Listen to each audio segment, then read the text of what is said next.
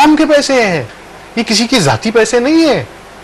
اور کیوں پیسے دے رہے ہیں آپ کیوں دیتے ہیں پیسے؟ آپ چارٹر جہاز کر کے جا رہے ہیں, کوئی ایمرجنسی ہے, کوئی فلڈ ریلیف دینی ہے آپ نے, کیا آپ نے کوئی کسی کی تیمارداری یا کسی کو کوئی آپریشن کے لیے پیسے دے رہے ہیں؟ ارے نہیں بھائی, واٹ آر یو ڈوئنگ؟ یہ ایک ایسا قبیح کام ہے.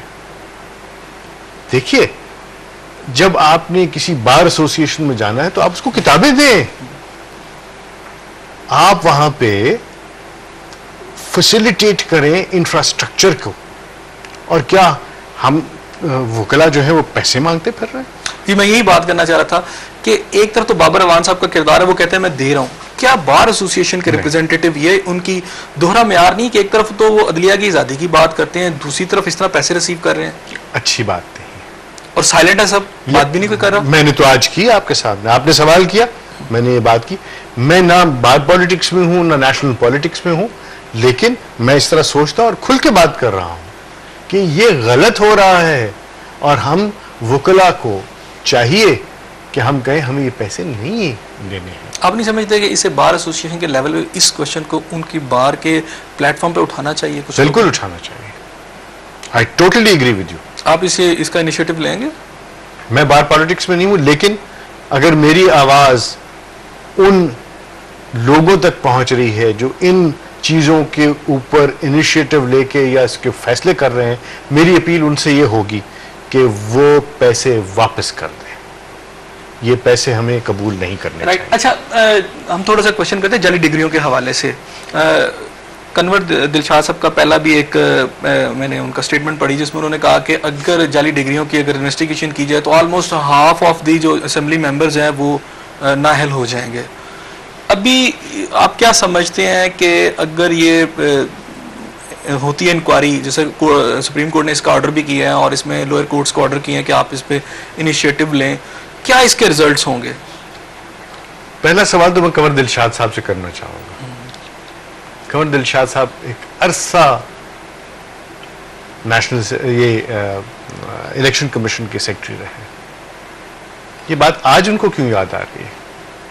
پہلے کہاں تھے الیکشن کمیشن؟ پہلے کہاں تھا؟ یہ بعد میں ہم لوگوں کو کیوں باتیں یاد آتی ہیں؟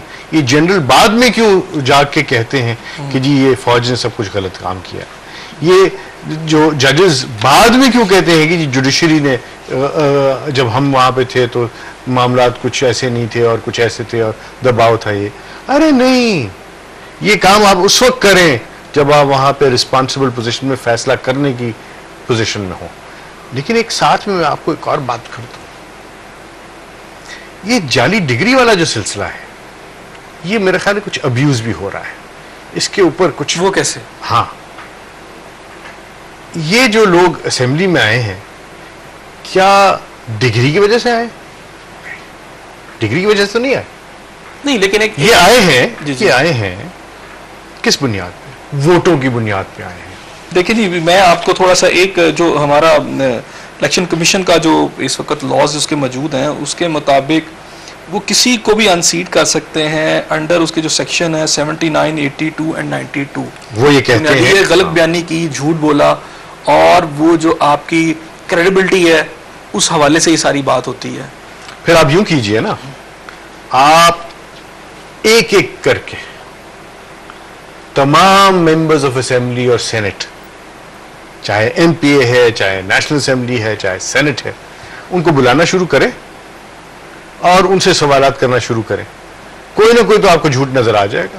مثلاً ایک گاڑی, کسی نے کہا کہ میں گاڑی کا مالک ہوں, اس دن 2 گاڑیوں کا مالک تھا, اور وہ اس نے لکھا ہے کہ میری گاڑی کا نمبر LEX 123 ہے.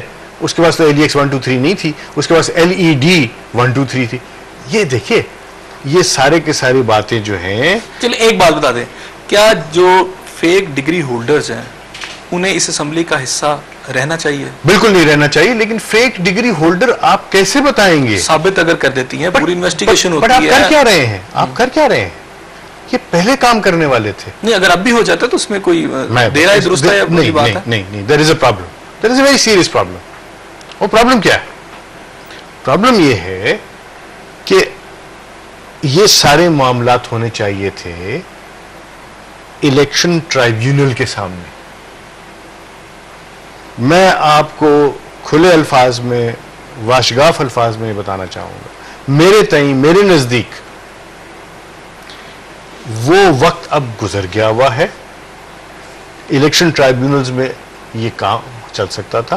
آئینی طور پہ یہ ساری ایکسرسائز پہلے ہونی چاہیے تھی, اب نہیں ہونی چاہیے. اب خطرناک ہے, غلط ہے, اور اس کے اندر بجائے اس کے کہ آپ پازیٹیو سائڈ پہ چلنا شروع ہوں, ایک نیگیٹو سائڈ پہ چلیں گے, اور کیا ہوگا, اور یہ امپریشن سارا دیا جا رہا ہے, اور یہ بڑا خطرناک کام ہے.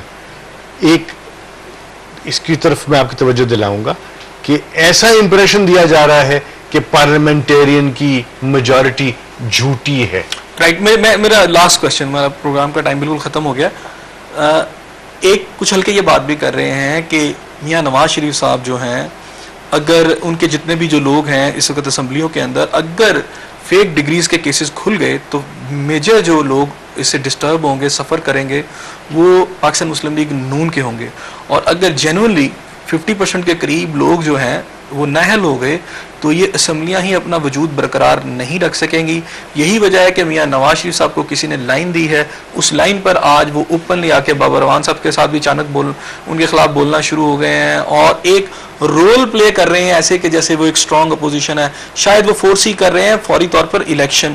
اگر کورٹس کے ان آرڈر کے بعد کہ فیک ڈگریز چیک کی جائیں اور سپریم لوئر کورٹس جو ہیں وہ اس میں کیسز کو نپٹا دیتی ہیں, تو بہت بڑا ایک خلا پیدا ہو جائے گا ممبرشپ کے حوالے سے اسمبلی کے اندر. دیکھیے, میں آپ کو بات دوبارہ کہوں گا, مجھے لگ یہ رہا ہے کہ کوشش یہ ہو رہی ہے کہ یہ ایک عرف عام میں بتا دیا جائے کہ ڈیموکریسی آپ کے ملک کے اندر نہیں چل سکتی. کیوں نہیں چل سکتی؟ کیونکہ جو ارکان اسمبلی ہیں وہ جھوٹے ہیں, وہ خائن ہیں, وہ یہ ہیں, وہ ہیں. ارے نہیں, اس طرح نہیں کرنا ہے.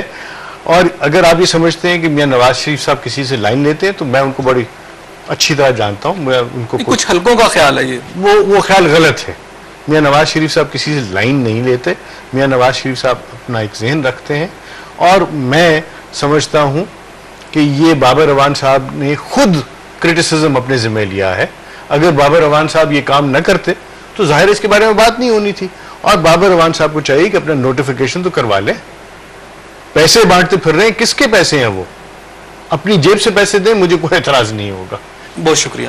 ناظرین, آپ نے اشتر صاحب کی باتیں سنی. لبے لباب یہی تھا کہ پاکستان میں اگر عام آدمی کو انصاف کی فراہمی کو یقینی بنانا ہے تو اس بات کو یقینی بنانا ہوگا کہ جو لوئر کورٹس ہیں نہ صرف ان کی سینٹٹی اس کو برقرار رکھا جائے, اس کو انشور کیا جائے, بلکہ یہاں موجود سول ججز اور لوئر کورٹس کے جو ججز ہیں ان کا قد, ان کی عزت بھی اسی طرح ہو جیسے ایک سپریم کورٹ کے جج کی ہے, جیسے ایک ہائی کورٹ کے جج کی ہے. ایک سسٹم ہمیں ڈیولپ کرنا ہوگا اوپر سے لے کے نیچے تک, تاکہ عام آدمی کو انصاف کے لیے سپریم کورٹ کے دروازے نہ کھٹکھٹانے پڑے, اسے ہائی کورٹ کا اپروچ نہ کرنا پڑے, بلکہ اسے لوئر کورٹ سے ہی انصاف مل جائے. اس دعا کے ساتھ کہ اللہ تعالیٰ پاکستان اور پاکستان میں بسنے والوں کو اپنی رحمتوں کے سائے میں رکھے. اپنے میزبان احسن ضیاء کو اجازت دیجیے. اللہ حافظ.